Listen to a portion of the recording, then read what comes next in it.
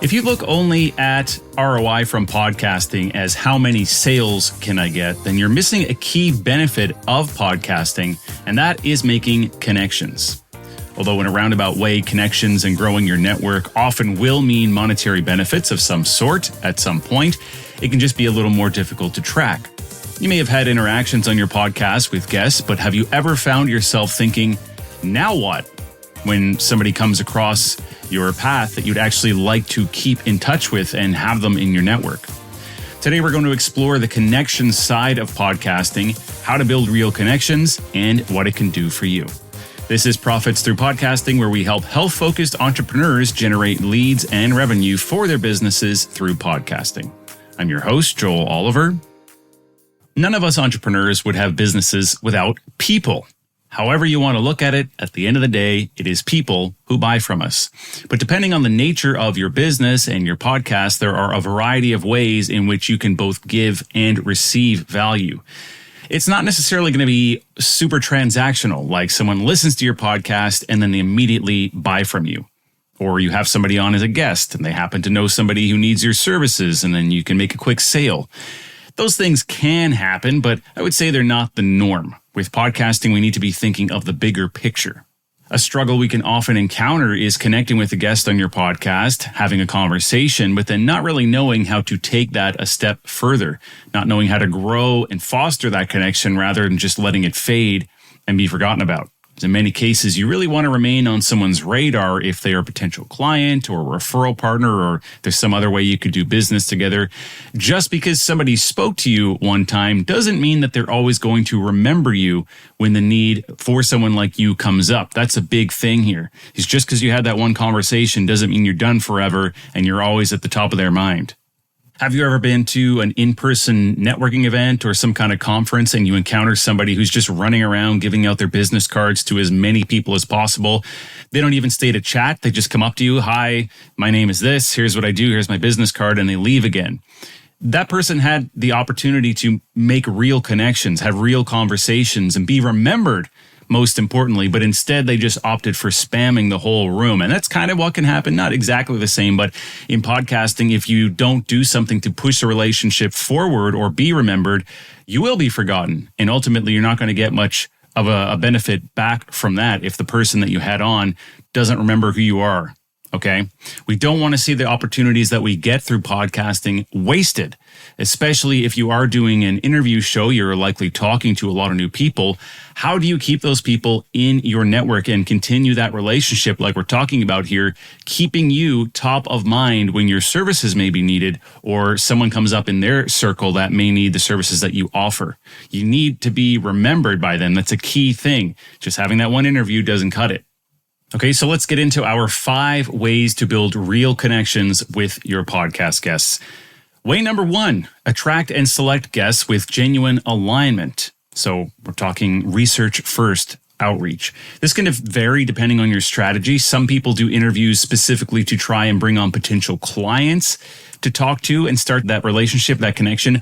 Others are just bringing on experts, for example. So they may be overlapping in fields and what they do, and they're not necessarily going to have the guest as a potential future customer. So there are different methods, different ways you can go about this, but there are overlaps here in the actual strategy in fostering a relationship, however that is going to look in your case. So when you're looking for guests and reaching out to them and deciding who to actually have on your show, prioritize fit over fame. So seek pros whose journeys and values overlap yours. Don't try to just have anybody on for the sake of it. Prioritize people who you could actually see wanting to build a relationship with. And some of them, of course, you're not really going to know until you have them on and have that conversation.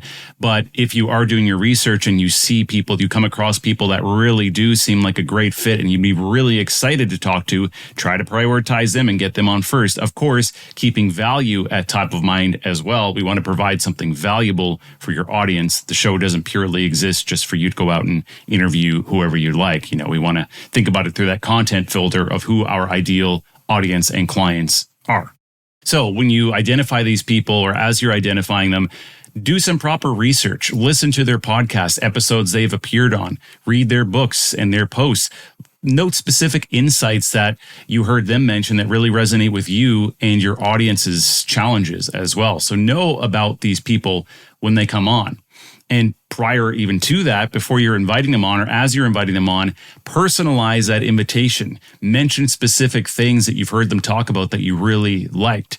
And I know this can kind of get seemingly a little old or burned out strategy when you see all the spam that comes around these days. One of the really hot methods of doing that now is, hi, X really resonated with me. You just pull off their website or whatever. So you want to stand out and do it in a proper personalized manner, not this AI style where it's just insert sentence here. Make it clear to them that you actually did some research and you are familiar with their viewpoints and their content. And you can then go on to say, well, I'd love to explore that on my podcast and invite them on. So you're starting right from the very beginning, the invites, you're building some rapport with them there, you're standing out, the guest feels valued, they want to come on your show. You've already, right off the bat, started that on the foot of real quality relationship, not just someone looking to get whoever will come on their show on as a guest, but they can really see that you care and you took your time to learn about them, and that makes them feel good. So the second way to build real connections with your podcast guests, deliver a high-value, curiosity-driven interview. So this plays off what we just talked about there. You want to prepare thoughtful, open-ended questions. Go beyond the surface level. Go beyond the same stuff that everybody else has asked them. Let them see through your questions that you really did do your research and you really are interested in knowing more about them or their opinions or whatever it is in the case of your podcast. If there are certain setbacks or breakthroughs that they've already talked about in the past, you can bring those up in a way that gets new angles from them, like new perspective that they haven't really talked about before. You can lead them into some deeper questions by knowing this sort of thing ahead of time. You can already cover, okay, I know this happened to you, but what was this like, or how did this go, instead of having to uncover the surface level stuff. We really want to go beyond that, and then that'll help form a deep connection. When you are doing the interview, be fully present. You need to listen actively. This is one of the best skills that you can have, and it's lacking from so many people because they are, as the guest is talking, they're just thinking, what am I going to say next? What am I going to say next? And they're not even picking up on some of the key things that the guest is dropping that could have been good roads to go down and discuss further. If you're one of these people that likes to talk about yourself a lot, keep that in mind while you're doing the interview. Don't come back to everything they say with, oh yeah, that happened to me too. And yeah, okay, right. We want to keep the spotlight on the guest. And there's a fine balance. It's not like you can never do that, but you don't want to have the guest on your podcast feeling like they're just listening to you talk the entire time as well. So share your own relevant stories sparingly. Build mutual trust. You want to show that you can relate to them and that sort of thing, but we want to make sure that the guest is front and center when you're doing these types of things, although it is a conversation. So that's just the art of something that as a podcast host, you'll have to know and understand. As well with the conversation, make it collaborative. So don't only have it the questions that you ask them. Get some input from them. What are you seeing people struggling with these days? Or is there a certain angle that you'd really like to dive deeper on? There might be something on their mind. It's a great thing to ask towards the end of the interview as well. Was there anything that was on your mind that we didn't get to? You never know. You'll get some really interesting insights that way, or something will come up that the guest was hoping you'd ask about and perhaps you didn't. Well, now you can talk about it. So by doing all of this on the interview, the guests are going to feel very heard by the end. They're going to tell other people about it and really want to share it as well. They're going to want to promote that interview because they're going to remember, wow, this person did such a good job. You asked some questions I never thought of before. I think it painted me in a very good light, and I want to get that out there. And being memorable, of course, is what we really want, and then that opens the door for ongoing dialogue. The next way to build real connections with your podcast guests, nail personalized, timely follow-ups. This is where relationships can really grow. So you can customize this to how you feel it works best in your situation, but just as a bit of an example here, I'll say, give an immediate thank you, 24 to 48 hours post-recording. I like to do that. You can reference a specific moment or an insight that the person gave just to further solidify that you're paying attention, you really valued what they talked about. So say, whatever the case, I loved your story about boundary setting. It's really what my listeners need at this moment, something like that, just to make that connection. And also, so they're not wondering or forgetting when does that podcast come out again or what's going to happen next. Because you can tell them on the call, this is probably going to publish here and I'll be in touch, but they may forget or it's always nice to follow up afterwards just to give them a quick reminder. Here's when it's going to come out approximately, or I'll let you know when the date is. I'm going to send you these details. You're going to have everything you need to promote it. So just stand by for that sort of thing. So you're telling them when they're going to hear from you next, and you'll be sending them proper materials. I love doing that. You've heard me talk about this before. It's really important to provide the guests with these things if you want them to have any hope of promoting your episode. You want to make it easy for them. So let them know right off the bat that they can expect that and when. It's a good time to note there as well if there was something that they mentioned that has some sort of time attached to it, like a project they were working on. You could put that in your notes to follow up on in a month or a few months later. How's this project going that you mentioned way back? That kind of thing. It seems like you remembered it when in fact you were just great at making notes and you specifically checked in with that person because of that thing that they said, and they're going to think a lot of you. And it's just another excuse to end up in front of them and be on their radar.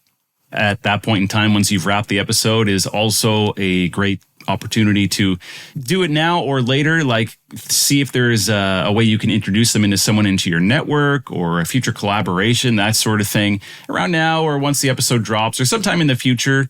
If you have any sort of that thought like that in your head about what they might be suitable for, certainly you could bring it up now. Just don't want to be too much too soon. So feel that out, see how it goes, and when might be the best time to actually do that. But certainly once the episode is done, you may need to make some notes then before it fades from your mind what you actually had the conversation about. Fourth way to build real connections with your podcast guests: leverage the episode for mutual growth and collaboration. So this should be a no-brainer. Co-promote. Be authentic, encourage guests to share the clips and the graphics that you provide with them. Do the same, of course, on your stuff. Cross-post, tag them, try to collaborate on Instagram posts. Whatever you can do, whatever your social media strategy is, do that. If you can get them on for a quick Instagram live or something, that would be great as well. But do the best that you can to leverage their audience. Don't just have them on and then forget about it and not be in front of their audience. That's one of the biggest benefits of having a guest on your show. So you want to make it super easy for them to do the promotion and also make them want to do it because of, like we talked about, you did a really good interview and they're excited to share, and it's something different or something they really have always wanted to talk about publicly, but never really had the opportunity or nobody asked them. I also like doing this as well right after the interview, trying to connect on LinkedIn or Instagram. It's a great time to get that while they log into LinkedIn, they see your name, they'll accept the connection, or perhaps they'll follow you back on Instagram while everything's fresh. If you wait for a couple months down the road to do that, they may have forgotten who you are. What was that name again? And they don't really care. So doing that social media connection stuff right after the interview is a great one as well. And then you've got that in place for when the actual episode goes live and you want to do the collaboration and tagging and that sort of thing. For specific guests, you may even want to invite them back strategically, like having a part 2 episode on a certain topic or something that's evolved. If they said they were going to be working on something and you want to have another episode follow up to see how that goes, that's something to put in your notes for the future as well. And you can consider joint opportunities at this point as well. I mentioned that a moment ago, putting it in your notes if there is anything that they mentioned that you might want to come back to later. But as well, not just introductions within your network, but if you really think like I have an opportunity here or something with this person, I'd love to work with this person. It's a great time to be thinking about that and trying out some little things like the live that I mentioned. An Instagram live for 10 minutes is like a low barrier entry to something more. They'll remember you a little more by it. And then perhaps you can feel out that situation like, yeah, this person and I get along really well. Maybe I should take that next step and think about some kind of thing where we work together or however that looks. And if you can be a guest on their podcast as well, if they've got a podcast, that's really, really good. And now would be a great time to do it. And finally, the fifth powerful way to build real connections with your podcast guests: cultivate authenticity and vulnerability as the glue. So share your own wellness journey openly. Guests connect when you're real. Doesn't mean to take the spotlight off them. We already touched on that briefly, but being memorable helps. So like I said earlier, you don't want to make it all about you and be talking too much, but when the moment is right, when you can relate something or bring something up that, will be of interest to them or really shows authenticity and vulnerability from your side, those are the things that you would want to focus on. Let them remember you for being that person that said this or was vulnerable or had that unique experience. So treat every interaction as relationship first. Think of, with the conversation, like, how can you support this person? And when you have that in mind and value top of mind with the people that you encounter, it's hard not to have relationships naturally develop from that when you're a giver rather than just a taker. So there you go. Your podcast guests aren't just bookings. They're not just interviews to have on there. They are potential lifelong connections in a world where relationships drive everything. And it seems more and more challenging these days to perhaps make human connections. Everyone has such short attention spans. Everybody's just out to do more, get someone on the podcast, do the interview, get them out the door, get the next one on. So taking a moment to step back, focus on building genuine connections. It's not going to be with everybody, but be observant of who the ones that would really be beneficial to be in your life and vice versa. Put the effort into those ones and do what you can for the rest, but don't just see it as another interview to just pass by. Keep in mind, you're not going to form that deep connection with everybody that you come into contact with. Just like you're not best friends with everybody, it's okay. We really just want to be observant for those ones that would be a great connection, or they could offer us some value, or we could offer them some great value, right? It's not going to click with everybody, but it's still totally fine. You can still keep tabs on them and check in once in a while if you think that is a good idea, but otherwise focus on the best ones. You want to make sure that you do not miss those opportunities to connect with the people who would be great to have in your life and for you to be in their life. So keep this all in mind when you're doing your podcast, if you're having people on your show for interviews, and you will further increase that ROI that you get from podcasting that stretches far beyond simply transactional making sales through your podcast audience. If you want these types of benefits and more from podcasting, but you want to make sure that you look good, sound great, and are not being weighed down by the production process of podcasting, you just want to do the recordings and have everything else happen automatically and professionally, that's where East Coast Studio can help. Visit the link in the show notes, set up your podcast vitality call with me today, and we'll see how we can help you produce one quality podcast episode every single week for the next year. Thanks for listening. We'll talk to you next time.